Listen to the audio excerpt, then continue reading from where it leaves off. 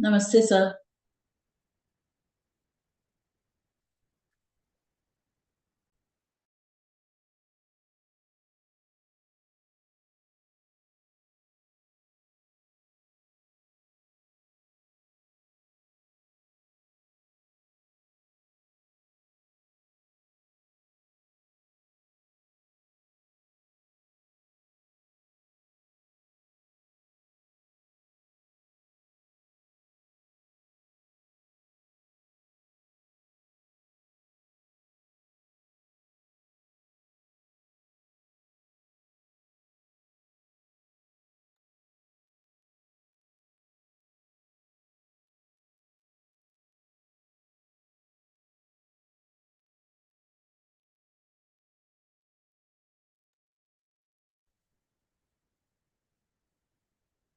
Om Sahana Vavatu Sahano Bhunaktu Sahaviryam Karavavahai Tejasvinavadhitamastu Ma Vidvishavahai.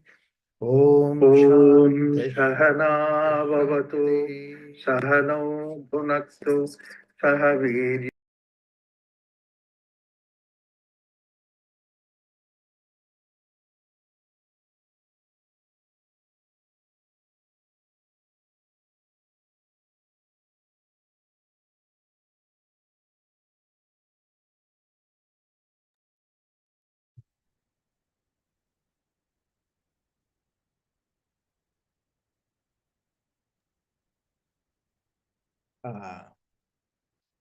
We are having a discussion about this Dvaita, Dvaita, Visishta Dvaita. These are the three different experiences that we have. The idea is about experience. Unfortunately, they made that as paths, and there is a lot of fight that's going on. But as a simple, ordinary human being, that these are the experiences that we have. Sometimes we have an experience of we're all one and the same thing. That's what is Advaita. We are from the same source. In bhakti, it is given much more, much better way. Is that ananyata, anyatva not being there is the way that it is given. It's a very positive sense. Whereas Advaita, there is everything comes from the same Brahman. There's no parallel Brahman from which anything comes up. That's one idea. So philosophically, Advaita means that. And earlier, when the philosophers were working on that, the rest of the world were thinking that the idea was that matter is separate, energy is separate, this is separate, that is separate. There were a lot of things that were there. And much more important thing at the philosophical level, that they were having this idea that good is separate, bad is separate. So good source is something, bad source is something. That's why they had the idea of God has created everything good. But then where is that bad comes from? Therefore, they said it's Saturn which created. So there, both these things are existence, accepted. Whereas Indian philosophy always held there's only one source from which everything has come. But today, the science is coming to a level where they see that everything comes from the same source. So intellectually, that's something we don't really have to do the effort of putting that idea. In the earlier our Shastras, though they had this experience, they knew that it is coming from the same source, but they gave the examples, analogies, like for example, hair comes from the head and the different hair are there, but they are from the same scalp. Similarly, the crop come up, they're all from the same earth. So therefore, they're no separate. Like this, we are all separate, but at the same time, we from basically from the same source. So this is the idea. And this is one idea. Second thing idea is given, they have given the idea that same gold is there from which different ornaments that we make. Ornaments are different, but then gold is the same. These are all the simple ideas that people try to give. We don't have to give all these ideas because that they are obsolete now. We don't need everybody knows about that. But that does not satisfy us whether same source can be the cause for the causal source is the same from which material has been created. But that can be understood with an idea. The phenomena that we think of, consciousness is nothing but the freedom. That is what was said. And our own experience of consciousness is two things. One is the freedom, and the other is the feeling. Somebody is unconscious and does not feel anything and does not have freedom also. The moment that from unconscious state, when he comes to consciousness, you see that there is something which is, he can feel it, and you can also that he has a freedom to move. So that freedom is given by the consciousness itself. So therefore we say that consciousness is essentially featured by these two things. One is called as the freedom and the other is the feeling. So that means to say all the feelings that you comes from belongs to me. That means I feel it is cold, I feel it is hot, I feel it is noisy, I feel it is silent. This feel is mine. That means I'm the consciousness. So of all the things that are there in the mid levels, consciousness is the basic level from which that we come. Now it has a freedom. This clause is very important to see that freedom is complete only when it has a freedom to give up its freedom. If it cannot give up its freedom, then where is the question of freedom? See, you are free, but you cannot change it into freedom. Like, for example, I give you a note for 500 rupee note, a 1,000 rupee note, and said that now you have 1,000 rupees, you are free, but the 1,000 rupees note is now denotified so that you can't even convert it anything. When you cannot change it to something else, then where is the question of freedom? So the freedom is that it should be able to change, gets itself its freedom to give up its freedom to become something lesser. It's something very simple. And that why it gives up? Because just to play. That's why we said this creation is a Leela. Leela means just play. It's like the way 10 people are there together. That earlier used to give this example. 10 people are together. They would like to spend their time playing. So they divided into two different groups. And that in one football that they play. Now they say, you are my party, that's other party. There is no question of one party or the other. Temporarily, we created that so that we play and then we enjoy the play. The whole creation is like that. Brahman created too, so that interplay will take place.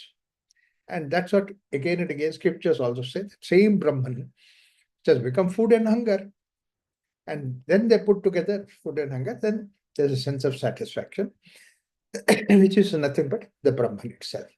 So this idea of play, Leela, is the way that Indian philosophy looked at. Now, there is another thing also about this play, Indian philosophy said, is that everywhere else, what happens is that there is a God setting up, and then he made the whole creation with a magic wand. Indian philosophy said, no, no, no, it's not like that. Not even like a painter in painting, but is a dancer and dance. Idea is that dancer and dance you cannot separate.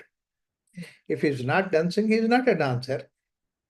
And the dance does not come away from him, it is from him. That's why we have the example, we have the notation of Nataraja. The creation is from Nataraja. He dances and the creation is created. So therefore, that this is what Shastras again and again say that. That means somebody has experienced that. Tat Srishtva, he created, Tadeva Anupravishya. Then he became part of it. He did not come out of it. And so, therefore, you are Brahman. And now this one, intellectually convincing, but is there experientially there? So we have these two things that are there. One is intellectual background. Another is the experiential. And Shastras, our Shastra, again and again say that Shrotriyasya cha kamatasya. That means akamatasya. Shrotriyasya is somebody who has intellectually understood that. Akamahata is somebody who has experienced that. Akamahataha. Kamahataha is separated out. Akamahata is not caught by any kama, is free from that. Similarly, Shrotriyam Brahmanishtam. That's also another. That means somebody who is established in Brahman and also he knows about the Shastras.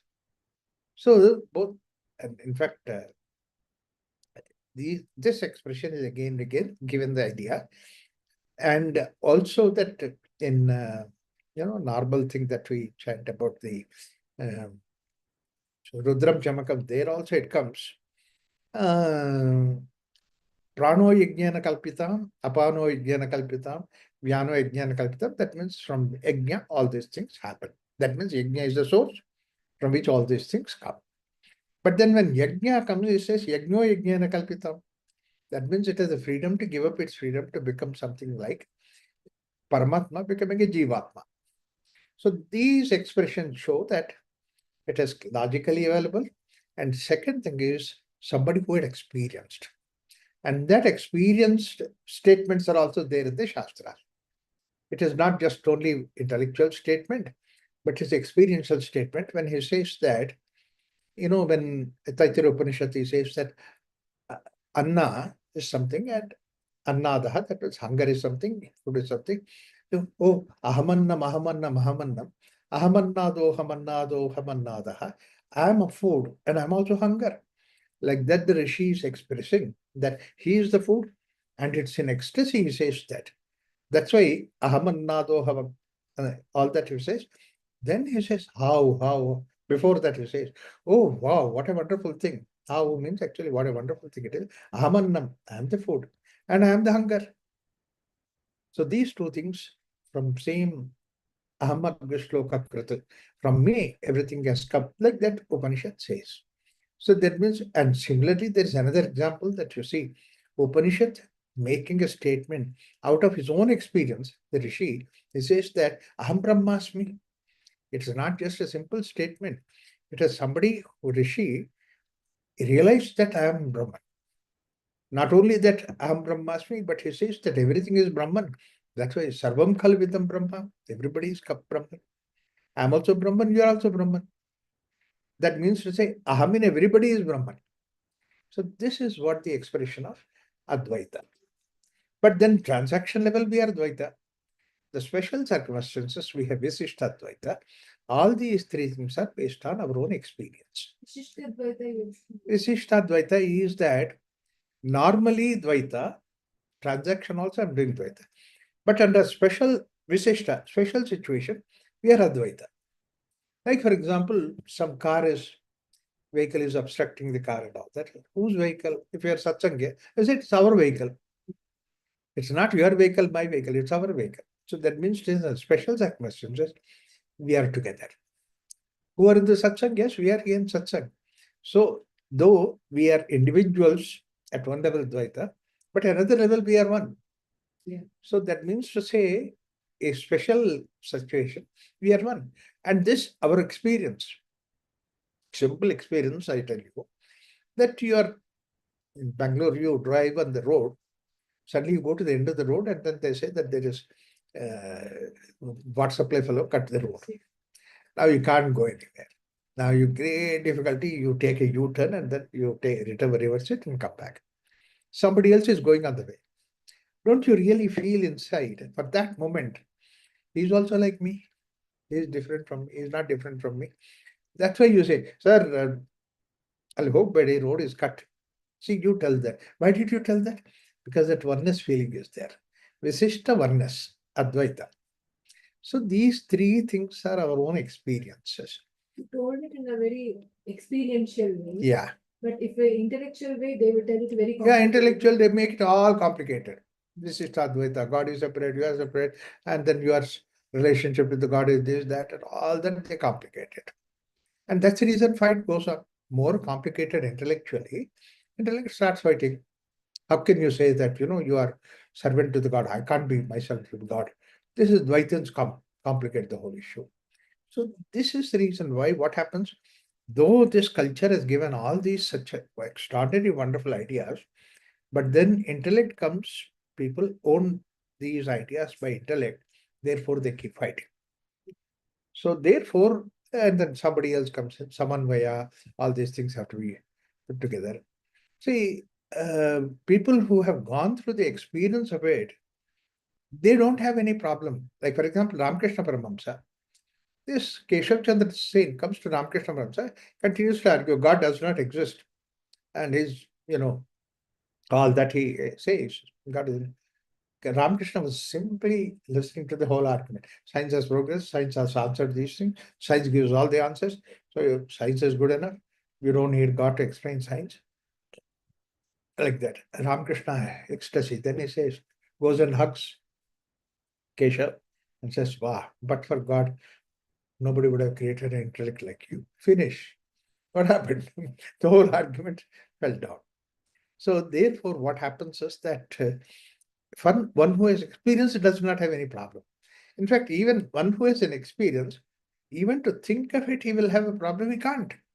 Like, for example, somebody who has an experience of Advaita, everything is the same. Then who he is fighting with? Who he is establishing with? See, if somebody says something, "Arey, you're also the same part of me." That's what is my philosophy, my idea is. And I'm convinced about it. We never judge him. So there is no question of judging at all. All right, you might say something, but why do I fight with it? The same thing about somebody who has really advised experience in Dvaita. For him also, there is no problem. Anyway, I expect that you are different, I'm different, Baba. You give all your argument and all that. But I will be in my own humble way. I don't want to unnecessarily prove myself anything special. It's okay, you are good. I'll be humble. That's why, Hanuman says that when I think of God as master, I'm humble. Then I'm servant. So where is the question of I fight with you? I don't fight with you. I mean, you are God, okay. I'm a servant, I fight with you. I don't want to. You are from Brahman, okay. You accept that you are from Brahman, you are the same as Brahman, Advaita. But I am servant. If I'm servant to Rama, I'm servant to you also.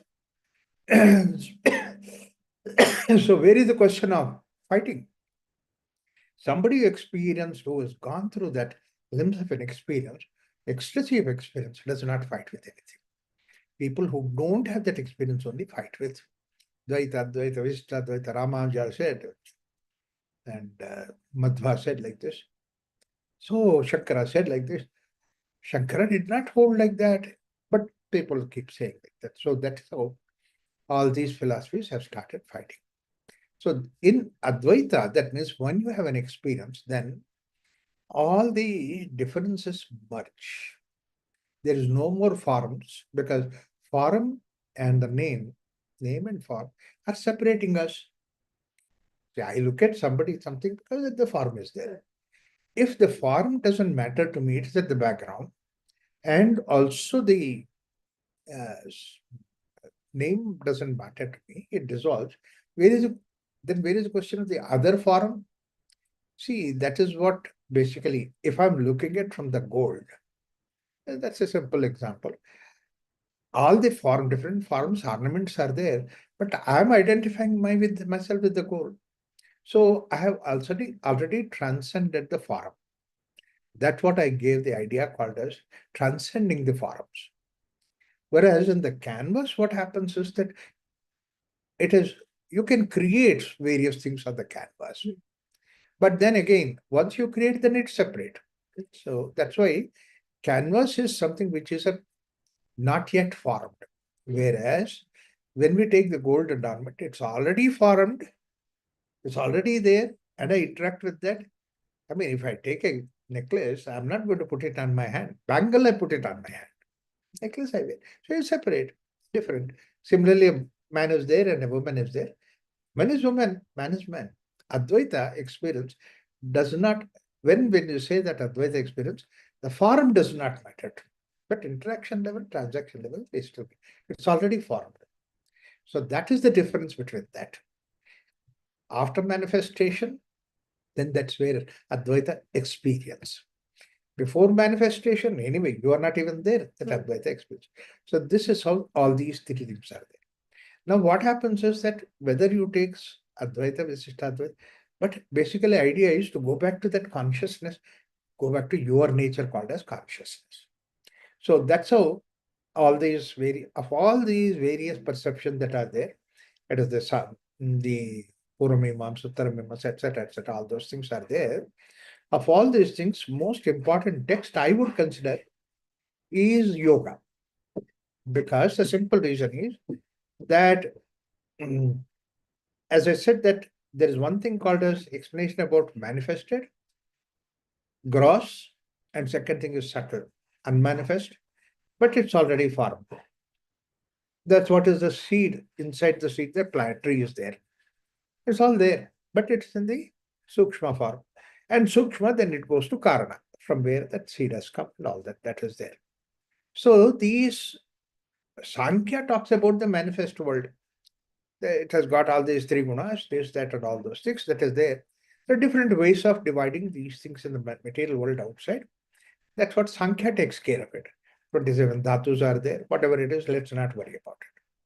But an inward journey into unmanifest to the causal level, and that's what basically yoga gives us. That's why the right from the beginning of the word yoga is inwards. Tatha drashtuhu swarupya avasthanam. Vritti sarupya mitratraha. So therefore, all our sadhana should be something which is turning inwards, so that you go to the causal state. And that is what also that we say that you are basically Brahman and became the manifested world. Go back to Brahman. So what happens is that Sanatana Dharma is that which will take you back to that level. Any practice, Sanatana Dharma is to see that how you can go back to that original state of yours. So that's why all these practices are there. Now, what happens is that in Shastras, that is what we talked about, the manifest world outside, which we said about Sankhya, the same thing is the Karma Kanda. But the purpose of Karma Kanda is to go to the Jnana Kanda. Jnana Kanda is the Upanishad. And what is the Upanishad? Basic questions. Like, for example, what's my origin of creation?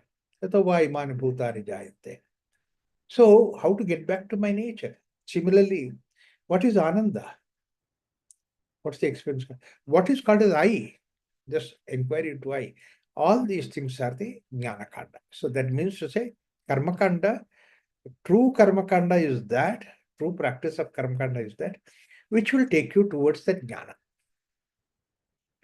towards that particular thing that you are the Brahman. That is the same thing. Now, what happens is that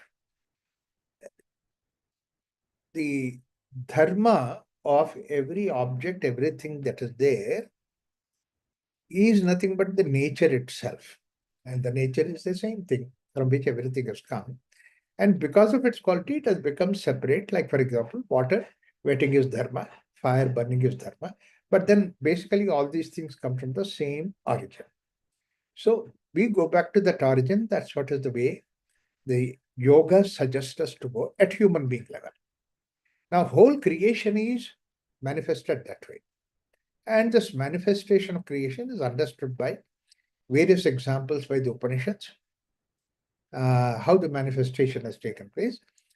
And he says that in order to understand the manifestation, you look into yourself. What is you? You are the part of the manifestation. That means you are the consciousness within. And all these outside manifestation there, you are also part of the nature outside. There is no way that you separate yourself from the creation, because the creation has all these five elements: Prithvi, Apa, Tejo, Vayu, Akasha. You are also the same five elements. The Prithvi element is there, Vayu element is there, Akasha element is there. All these things are there within you. Only thing is the proportion is different. Like, for example, in us, the proportion is something different. In a dog or an animal, it's different. In a plant, it is different. Less and less manifest consciousness. And the stone and all that, it's the least manifestation of consciousness. In fact, that is what opens us with an idea saying that human being is the highest manifested consciousness, because highest freedom human being has. Next comes the animal, and the next comes the plants, and below the plant is the matter. When you take all this hierarchically that way. So therefore, I have to exist. In order for me to exist, why human being has to exist? Because highest degree of manifested consciousness is human being. Then, in order for me to exist, I need to go to the next level. That's what is the animal. But then, even before the animal comes, that there is something which is called as the plant. lesser degree of consciousness, but it is useful for me to survive. Therefore, simple idea is that my respect to the consciousness is the one that makes me to feel that I respect another human being. And the same thing that I respect an animal against the plant, so that for me to survive, I go for plant. I don't go for animals, wherever it is possible. So therefore, basically, we become vegetarian. Becoming vegetarian is a respect for the consciousness that we have. Because I'm consciousness. So that is why I said that highest degree of manifest consciousness is human being. He has to protect the other species as much as possible. So I protect the animal and then I come to the plant. But then matter itself, I cannot survive. I cannot eat something which does not have life. There is another very beautiful idea that he says, life can only sustain life. That means something is living can only make a living sustainable. And you take something life. And the least manifested consciousness in the life is plant. Below that stone or iron, we cannot survive. Therefore, the plant is something that we go. And then we have plenty of plant. We have now so far so much of a development that you can always preserve these plant products. So you don't have to go for animal. Earlier, it was not like that when all these things were not there. That's why the rishis in the Vedic period, they used to eat meat. But then because they were in the Himalayas, the regions of 6 months that you don't have anything, it's only the cold weather. Therefore, that they were permitted to eat animals. So they, but other than that, then there was no, in the plains, we use vegetarian. This is something. And second important idea, why this we are vegetarian is that earlier caveman used to eat only meat. Meat used to be surviving. So therefore he would cut an animal, he would kill an animal, he would eat. For millions of years he went on like that. He survived. He survived, that's why we survive. And the second thing is that sometime that meat fell accidentally into fire. He thought he lost his meat, but then he took it out and then ate. It was tasty. Then he knew cooking the meat, burning the meat, barbecue. That's a development.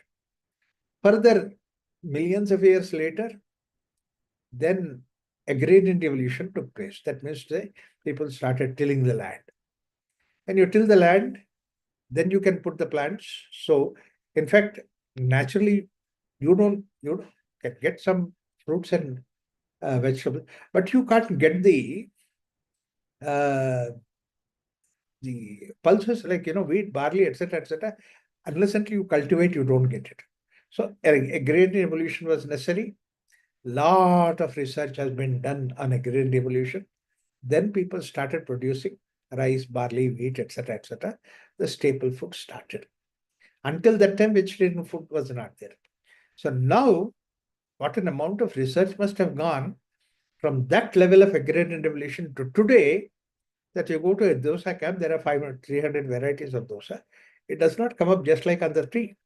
You have to actually do a lot of research on that. So that means to say, basically, today, whatever that we are in the vegetarian food is something which has undergone hundreds and hundreds of years of research work and development. So now my point is that if you are going for the house building, you go for the latest fittings, latest car, cell phone, the latest cell phone model, all these things latest. But food, why do you want to go to caveman's food? Why don't you have vegetarian food? So it's progress to the man that we are vegetarian. Why I said that is a lot of times people say that, Arey, you have been going to USA, but you have not yet started eating meat. What is this? You have to progress. Somebody told me, you have progress. I said, progress is this, not that. My caveman grandfather level, he was always eating meat. So we unnecessarily we cut sorry figure, whereas this is an extraordinary, wonderful development. And now, once you see this, it is respect to the consciousness. And there's another very important aspect is that a plant you cut does not suffer as much as an animal suffers. because the animal is the first level which has a locomotion. Plants do not have locomotion. That means they don't. The moment that motion came up, what the animal uses that motion for to save himself. Like, for example, life is in danger, runs away, or fight and flight. These two things are created because of the nervous system. Animals have nervous system. Plants do not have that. Excepting a couple of plants, it's not the fully grown system. You touch it, it shrinks. These are all the things that are there, but it's not fully blown, whereas animals do not. That are. Because that they develop nervous system, that's why they have fight and flight. Because they have nervous system, as I said, that higher degree of manifest consciousness, the feeling is there. Feeling of hurt is there. That's why you cut an animal, you kill an animal, it feels the hurt. Do I want to hurt an animal? In the name of food, in the name of festival? See, look at the way that they have an extraordinary festival called as Bakrid.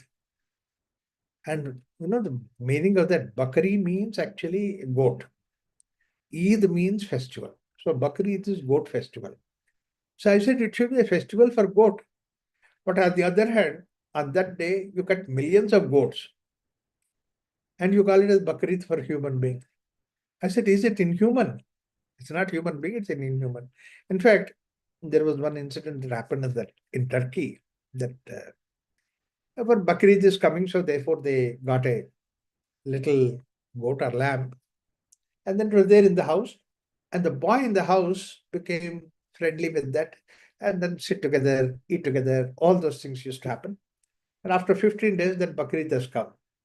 Now they want to take that goat or lamb and want to cut it. This boy was hanging onto it, crying. He said, I don't want to leave. This is my friend. No, this is festival, we have to cut it. I said, what kind of festival? Don't cut it. The whole city was against him, this boy, because he didn't want to leave. You don't know, you are not following Islam. Like that, they shouted at him. But finally, the boy won. He kept on holding it. So that means essentially that you don't even have, that's why I said it is inhuman. Can you become inhuman in the name of religion? That's not the way that it should be. So essentially, to see that how we can care for more and more consciousness, because we identify ourselves with the consciousness. The journey has to be spiritual journey, yoga journey, is to say that how I de-identify myself with the body and I identify myself with the consciousness. Because physical body is the last development. After that, it goes into the world outside. Like, for example, my senses, eyes, ears, etc., they belong to the physical body. Annamaya kosha means all these senses that interacts with the body, with the world outside. And the deep inside, I am the consciousness. So, is there a way that you can make a journey towards that consciousness? That's what is the journey of yoga. And that's what is the definition of yoga. Tatha drashta swarupe avastha. In other words, actually, this was the way of life in this particular culture. This culture always respected going inwards to go towards that. Everywhere it was there, whether it is the householder, anybody, the whole scheme is to see that how you graduate into that. So, any structure that is there in this culture, Sanatana Dharma, is always to see that how you can go back to your own source, your nature. How you can go back to identify yourself with the consciousness. That's what is the effort of whole of yoga. So whatever may be that you are, wherever that you are, from that level, going inward journey has to take place. Somebody can go fast, somebody can go slowly. It doesn't matter, but journey is in the direction. So that's how this whole Sanatana Dharma divide this into various ways to go into that. Now this yoga, there are two ways you can do it. One way is intellectually that you convince yourself and go. And second thing is disciplined way. That means you just slowly, step by step the way. One is called as abhyasa and the other is vairagya. Vairagya is you outgrow from where you are, matter level, you outgrow. Every child is connected with the matter because that's what his perception is. And then you outgrow from there. Can we outgrow anger also? Yes. Because anything that is there outside matters to you. The moment that you outgrow, then it doesn't matter to you. Like, for example, when I was in the primary school or middle school, my father got me one ruler which has got nice 3D kind of a picture. It's so fascinating. I was so happy. And it doesn't give me happiness unless until I show to my friends. I took it to the school, and then everybody snatched it. In the process, it broke. Ah, my heart broke that day. I said, life is useless. There's no point in living. That ruler is gone, finish. Why can I live? But look at the way we have outgrown. Finish. It's all right. So that means to say, whatever that was there, we outgrow. Now that doesn't create any problem. Anger was there at that time, somebody has done something, but we outgrow. But some people are there, they never outgrow this anger. They keep that anger for whole life. They like to Stupid. switch from one anger to the Yeah, other. one to One the reason other. to the other. Yeah, one reason to the other reason. So anger they see, they hold on to it. Anger is very important. Arey, why do you have to be angry? Is it possible? Is it a good way sentence to say outgrown the world also? Is it like you're not attached You to are it? here, you are not attached. See, like for example, you are in this world, but you do not belong to this world. You have switched over. That is what is the idea that the schemes that are given in our life. Ashrama dharma, ashrama is where you rest. That's a simple ashrama is where you rest. So they said your whole life is designed in such a way that you rest in 4 different levels. First level is you have not yet even interacted with the world outside. So therefore you interact with the world. That's what is brahmacharya ashrama. And brahmacharya ashrama is very important because you go to a teacher and everybody goes to a teacher, Gurukul, and everybody is same, whether it is king's son or a servant's son. They're all one and the same thing. They lie down on the floor and they go around and collect the food and then give it to the teacher. Idea is that the discrepancies are taken away. In the beginning, at grown up, that there is a level of he's a king and he's a servant. Grown up. But children do not have any difference like that. If you have seen the children, they're like that.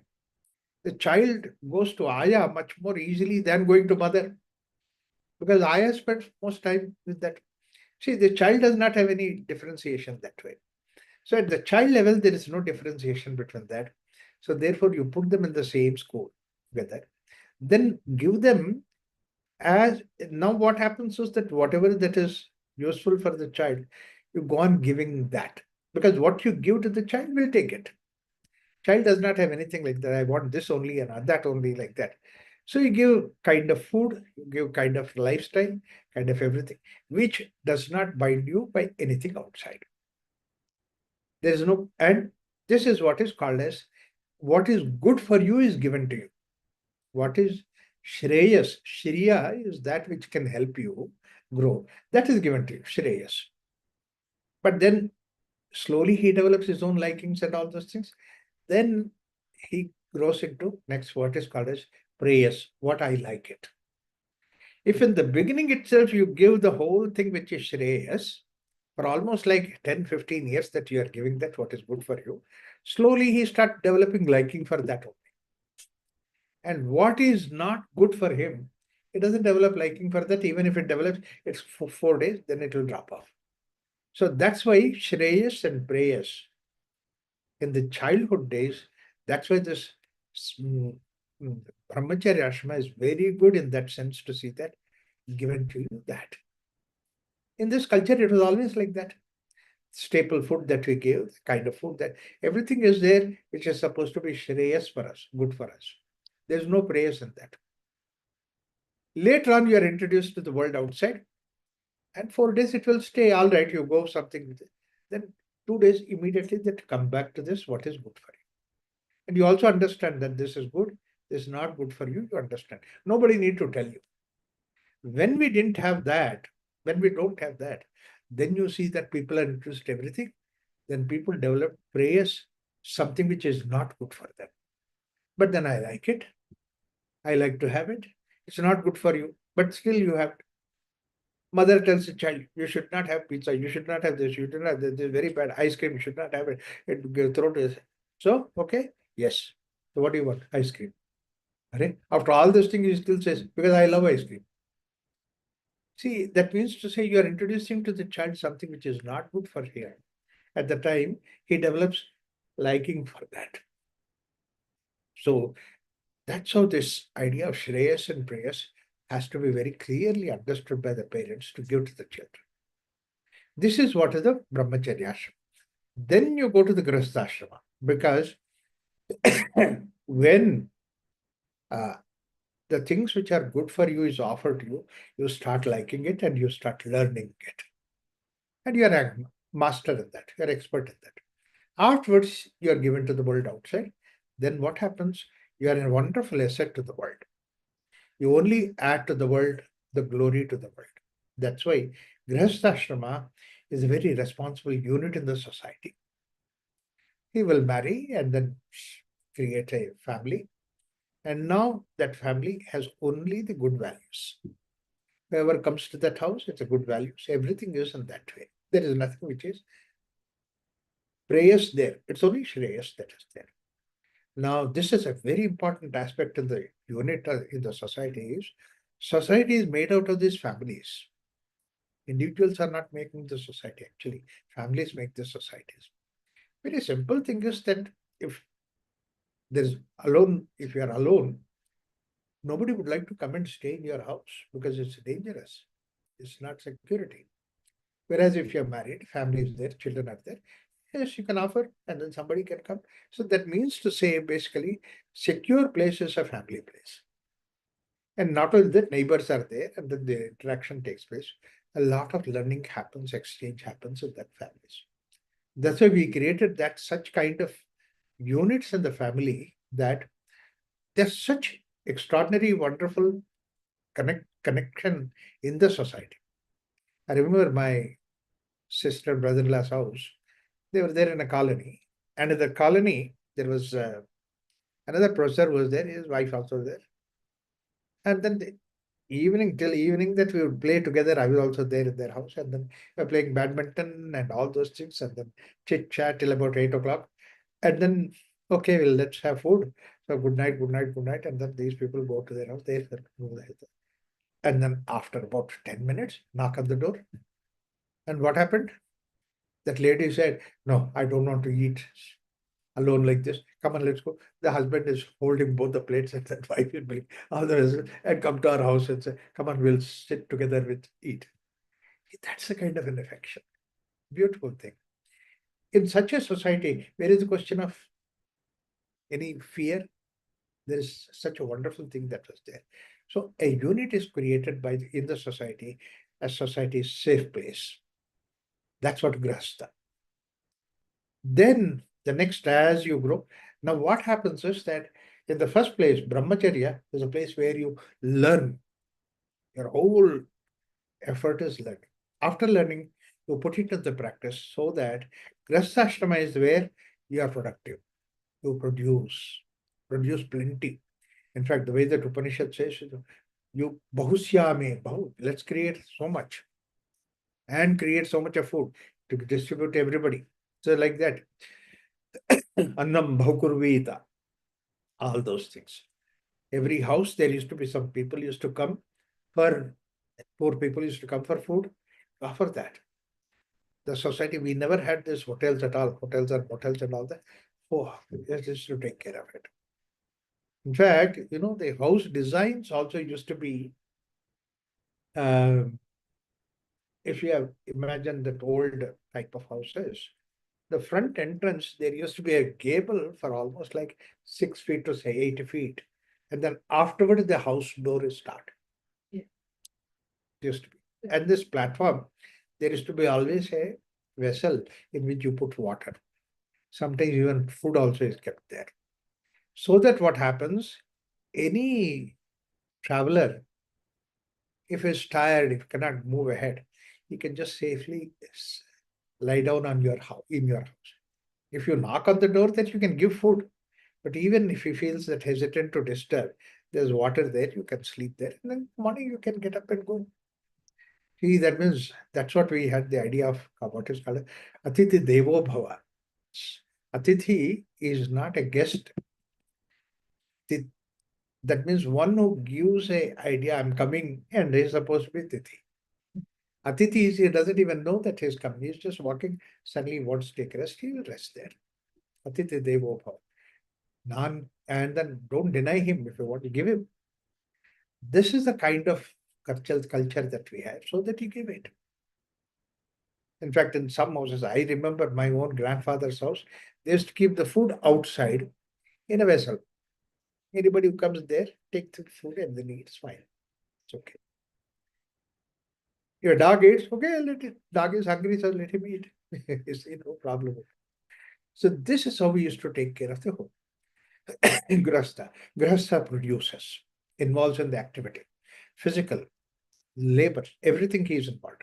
But then later on, what happens is that as he becomes older, then he doesn't produce himself, he becomes an advisor.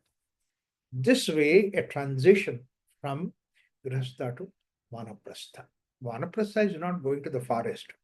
Vanaprastha is where you are experienced both in the fame of the world and also in the fame of job that you do. You can give a lot of an expert advice to the people. People go for that. Because younger generations are involved in the work. See, you are at that level. Now the next generation is ready to take up that advice from you. So that's what happens. And then now you finish that also. You're purely spiritual. That's what is going towards the self. So this way, the whole arrangement is Grahastha, Vanaprastha, Sannyasa. To the level you become one with the consciousness. The whole life is designed in such a way that you go towards consciousness. It did not deny the world outside, but only thing is you graduate from the world. Is it not the same thing that in the schools today, education? Primary school, you graduate, become higher secondary school. Graduate, you go to college. Graduating. So that means to say you're fulfilling and going ahead. Is it not the same thing? Can we not have the same kind of role in this society also, in our way also? Some people can go early, some people will go late. Like, for example, I don't need to pass through all these things. I can directly go to sannyasa. Fine. Yadhareva pravajet, tadhareva virajet. Whenever you feel that, yes, my journey is towards spirituality, go ahead and do it. Vivekananda did it. People who do that time. Transcend all these things. But it's not denying all these things. Because many people, what happens is that, yes, inspired by somebody, they would like to transcend, but then it is not possible for me. I still have to go through the Grahastha life. Then Grahastha Dharma that you follow, you cannot ever avoid that shortcut that you have to follow all those rules. So this is how in the society, the whole ashrama dharma is created. It is to see that how we can go. Similarly, like that, I can give you the Varna Dharma, how they have created. And in the Varna Dharma also, Jati, Kula, all those things have come. Next time we'll talk about that. Om Shanti Shanti Shanti. Any doubts? Please unmute. Anyone chat, Raghuramji? We chats? Yeah. There is chat. No, nobody is there. Who's there in chat? Okay. I think nobody has any doubts, right? Okay, Shastriji, yes, Shastriji, tell please. I just wanted to say thank you when there are no questions. Thank you, Shastriji. Yeah. Thank you, Prabhaji. Thank you, Shastriji. Namaste.